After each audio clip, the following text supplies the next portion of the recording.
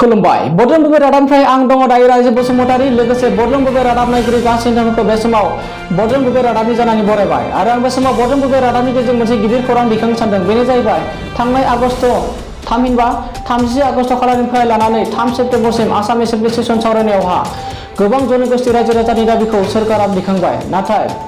बिटिआरनि बायजोआव थानाय गोबां समनिफ्रायनो बर' रायजो राजाफोरा मोनसे गावखुंथायारि गोहो सरकारनिसिम दाबि खालामदोंमोन थामहिनबा बड' कछारी वेलफेयार अट'नमास काउन्सिल दाबि खालामदोंमोन नाथाय WPTनि मन्त्रि चन्दन ब्रह्म बिथाङा गोसो गैयै खालामनानै बड' कछारी वेलफेयार अट'नमास काउन्सिलखौ दैखांनायनि थाखाय बिटिआरनि बायजोआव थानाय बर' रायजो राजाफोरा दिनै खुद दैखांनानै सनितपुरनिफ्राय लानानै गासै 24 जिल्लायाव 1 घन्टा धरना होयो आरो बे धरनानि गेजेरजों WPTनि मन्त्रि चन्दन ब्रह्म बिथांखौ गोख्रों फोरमायो दि फैबाय थानाय बे आसामनि एसेम्बलि बिसायख'थिनि सिगांनो बिटिआरनि बायजोआव थानाय बर' रायजो राजानि दाबिखौ थाबैनो दैखांनांगौ होननानै बिथांमोना गोख्रों फोरमायो दानिया फैदों बिटिआरनि बायजोआव थानाय बर' रायजो राजाफोरा माबायदि दिनैनि बे धरनानि गेजेरजों मा दाबि दिखांनो जोंनि बे बडलेण्ड बुब्लि रादाबनि गेजेरजों आबुङै मिथिना लादोनि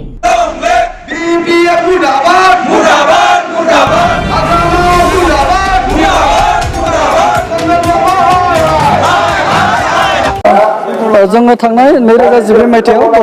खौसेथि बर' सुबुं आफादखौ दानानै लानाय जादोंमोन बे दानायनिफ्रायनो जोङो बिटिसिनि बायजोआव थानाय 24 जिल्लाफोराव थानाय बर'फोरनि थाखाय आलादायै बर' कछारी गाव हायुङारि खुंथाय बेखौ जों दाबि खालामबोदों आरो बे जोंनि दाबिखौ बै समनि कंग्रेस सरकारनि गिबि मन्त्रि माननीय तरुण गगৈ बिथाङा 2016 मायथाइनि 1 जानुवारि खालि फोसावनानै गालांदोंमोन आरो 29 फेब्रुवारि खालि मोनसे केबिनेट डिसिसन लानानै बर' कछारी अट'नमास काउन्सिलखौ दाफुंना होनाय जासिगोन होननानै फोसावना गालांदोंमोन नाथाय बै समाव जोंनि आसामनि बिसायख'थि जानायनि थाखाय बिसायख'थि जानायनि सिगां BPF आरो BJP मोननैजों जिहेतु एलायन्समोन आरो बै एलायन्स जानाय समाव बेवहाय AGPबो दंफायोमोन बिथांमोना जोंनो खोथा होदोंमोन जे जोबोद सरकार आसाम सरकार दाखांनायनि 6 दाननि गेजेरावनो जोङो बर' कछारी अट'नमास काउन्सिलखौ बर'फोरनि थाखाय दाना होनाय जागोन होननानै नाथाय बे नुबाय 6 दान नङा जोंना 5 बोसोर थांनोसै 6 दानल' बाखि दङ दिनैनि दिनाव फैबाय थानाय मार्च दानाव जिहेतु जोंना इलेक्सनानो जाफिनसिगोन दा बैसिमावबो जोङो दिनैसिम जोंनि बर' कछारी अट'नमास काउन्सिलखौ दानानै होआखिसै गेजेराव जोङो बर'नि जेंनाखौ फोजोबनो थाखाय गासै बर' माहारि बा जायफ्रा बड'लेण्ड दाबि खालामनानै सोमावसारदों बिसोरजों जोङो खौसेथि बर' सुबुं आफादा थांनाय 27 जानुवारि 2020 मायथाइ खालाराव आसाम सरकार भारत सरकार दुलाराय बर' फरायसा आफाद NDFBनि मोनब्रै बाहागो आरो जोंनि खौसेथि बर' सुबुं आफादजों मोनसे गोजोन गोरोबथा जायो आरो बे गोजोन गोरोबथाखौ जों BTR गोरोबथा होननानैबो मिथिगौ आरो बे BTR गोरोबथानि गेजेरजों जोङो बर' कछारी वेलफेयार काउन्सिल बर'फोरनि थाखाय दाना होगोन होननानै क्लज मोनसे लाबोफादों दा दुखुनांथाव बाथ्राया बेसो बैखौ दाफुंनायनि गाहाय बिबाना जोंनाव आसाम सरकार दंमोन आरो आसाम सरकारनि WPT आरो BC मिनिस्टारनियाव बे दंमोन आरो फारसेथिं आसाम सरकारनि WPT आरो BC मिनिस्टारा जोंनिनो BPF हानजानि बर' सुबुं चन्दन ब्रह्म बिथाङानोमोन बिथाङा गुबुन मोनथाम हारिनि थाखाय काउन्सिल लाबोबाय बेखौ जों जोबोद बरायबाय बेखौ जों बरायदों फारसेथिं जोङो जोंनि दा बर' कछारी वेलफेयार अट'नमास काउन्सिलखौ जिहेतु चन्दन ब्रह्मआ बिल लाबोनांगौमोन बिथाङा डिपार्टमेन्टेल मिनिस्टार जानानै बिल लाबोआखिसै बिनि थाखाय जों दिनै दुखु फोसावदों जों आसाम सरकारनियाव दिनैसिमबो फोथायनाय लाखिदों दिनैसिमबो आस्था जों लाखिदों जे आसाम सरकारा जोंनो फैबाय थानाय नैबे गुसुं समनि गेजेराव जाहाथे जोंनो मावफुंनो हायो बेखौनो जों दिनै दाबि दैखांदों आरो जों मिथिगौ जोंनाव उइन्टार सेसन जागोन आरो जोंनो मिथिगौ बे उइन्टार सेसनाव गेदेर डिसिसन जों लानो हानाय नङा आसाम एसेम्बलियाव मानोना बेयो जोबथा सेसन जागोन बेखौ जोङो भट अफ एकाउन्ट होननानै बुंगोन बे भट अफ एकाउन्टआव जोङो गेदेर डिसिसन लायाब्लाबो जोंनि बर' कछारी वेलफेयार अट'नमास काउन्सिलनि बिलखौ जिहेतु पास खालामनो हानाय प्रभिजन दङ बेनिखायनो बेखौ जोबोद गोख्रैनो पास खालामनांगौ होननानै जोङो दिनैनि नैबे हाबाफारिखौ लादों आरो बे हाबाफारियाव जों गाहायै चन्दन ब्रह्मखौ दुखु मोनदों BPFखौ दुखु मोनदों हाग्रामा महिलारिखौ दुखु मोनदों मानोना जों बिथांमोनखौनो जोंनि लिडार होननानै जों मानियोमोन बिथांमोननि बुंनाय बायदिनो जों फ्राय मोनफ्रोमबो इलेक्सन बा मोनफ्रोमबो बर' हारिनि हाबाफारिखौ जों मावफुंनो नाजादोंमोन दिनै बिथांमोना जोंखौ थगायबाय आरो बे थगायनायनि थाखायनो जोङो दिनै दुखु मोननाय फोरमायदों आरो बे दुखु मोननायखौनो चन्दन ब्रह्म हाग्रामा महिलारि खाम्फा बरगयारि प्रमिला रानी ब्रह्म बिथांमोननो फोरमायनो दिन्थिनो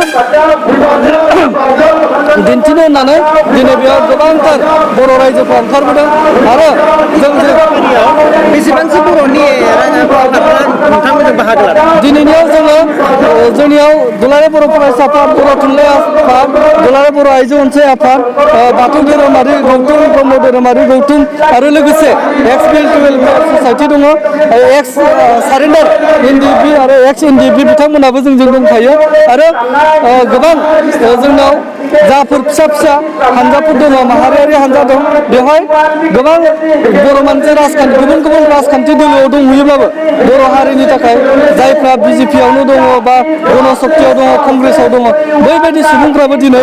जोंनि नैबे हाबाफारियाव बर' माहारिनि थाखाय जेबो हानजा दोलोखौ नायबिजिरालासे फैदों आरो बेयाव बाहागो लाफैदों आरो बेनो जोंनि मोनसे बोलो बायजोआव थानाय बर'फोरनि आरो बे बोलोखौ लानानैनो जोङो बायजोआव थानाय बर'फोरा जेब्लाबो गसंथानानै थागोन आरो बेखौ जोङो रोखायै बुंनो नागिरदों, गोख्रोङै बुंनांगोन जे बिटि सिङाव थानाय बर'फ्राबो जोंखौ सिनायनायनि गोनांथि जाबाय, जोंखौ सिनायनांगौ सम जाबाय, जोङो नागारनाय नङा आरो जोंनि जा मोन्थाय आरो बेखौ जोङो माब्लाबाबो गारनाय नङा आरो बिनिखायनो बिथांमोनखौ जों खावलायदों जोंनिखौबो मदद खालाम आरो जोंबो मदद खालामो। बड'फा उपेन्द्रनाथ ब्रह्मआ बुङानो लिभ एन्ड लेट लिभ, जों बुंदों जोङो बिटिसिनि सिङाव थानाय बर'फोरखौबो जों थांनानै थानो होनांगोन, बायजोआव थानायखौबो जों थांनानै थानो होनांगोन आरो जों थांनानै थागोन। बेखौ बिटिसिनि रायजोफ्रा सायख'गोन, बड'लेण्डआव थानाय बर' रायजोफ्रा भटार्सफ्रा सायख'गोन। जिहेथु जोङो बिपिएफनो भट होनो मोनथाय जोंहा गैया, जों बिपिएफखौ बुंनो हादों, लोगो लानो हादों। दिनै जिहेतु बिपिएफआ आसाम सरकारजों दंफायो, बेनिखायनो जों बिथांमोनखौ रायदों। दा बेनिखायनो बिथांमोना दिनैनि नैबे जोंनि खामानिखौ मावनानै होयैनि नामाव बिथांमोना राजखान्थियारि भाबै लाब जादों, लस जादों, जों बेखौ बुंनो थाङाखै आरो बिथांमोना फैगोन समाव नैबे 2021 मायथाइनि जानाखि आसाम बिधान सभानि बिसायख'थि, बे बिसायख'थिसिमाव बिथांमोना जुदि जोंनो दानानै होआबा जों फैबाय थानाय बिसायख'थियाव बिथांमोनखौ मदद होनाय नङा। नोंथांमोननि जिहेतु आगष्टनि 30 जानो गोनां बेखौ लाखिनायनि माबाफोर जाहोन दं नामा? बे जाहोनखौथ' जों बुंनो हाला, हयथ' बिथांमोना बिपिएफ हानजाया गावसिनि बिटिसि इलेक्सनखौ नायनानै माबा दाजाब दानख' खालामदों खोमा, जों बेखौ मिथिला। नाथाय जों बेखौल' मिथिगौ जोंखौ थगायदों, जोंखौ थगायबाय आरो बे थगायनायनि थाखायनो दिनै जोङो रागा जोंदों, दुखु मोनदों आरो गावनि असे बिदा फंबायब्लाबो जोङो मुर्दाबाद आरो जोंनि माने गो बेक बुंनांगौ बायद' जादों।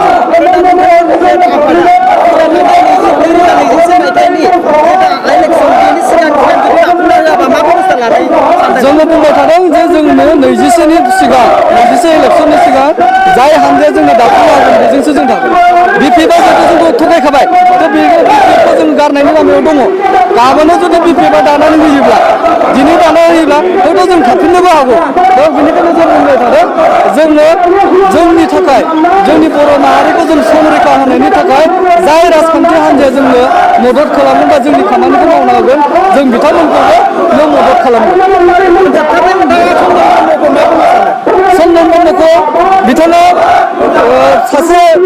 माने पलिटिसियान आरो बिथाङा पलिटिसियान हिसाबै थानाया मोजां, नाथाय हारिखौ लानानै पलिटिक्स खालामनायखौ जों मोजां मोनाखै। खारन हारिया मोनसे आलादा इसु, पलिटिक्सआ मोनसे आलादा इसु, मोननैबो गोरोबा। बेनिखायनो आङो बिथांखौ गोख्रों रावजों सोंखारिदों हारिखौ लानानै पलिटिक्स खालामनायनि थाखाय। बिथाङा मा पलिटिक्स खालाम, नाथाय जोंनि गावनिनो हारि, जाय हारिनि थाखाय मावनो होननानै बिथाङा दिनै पलिटिक्सआव गारदि मोनदों, बे गारदि मोननाय हारिखौनो बिथाङा थगायबाय। बेनिखायनो बिथाङा जाहाथे बर' माहारिखौ थगायनायनिफ्राय गोजानाव थायो, बेखौनो आं बिथांखौ बुंनो सानो।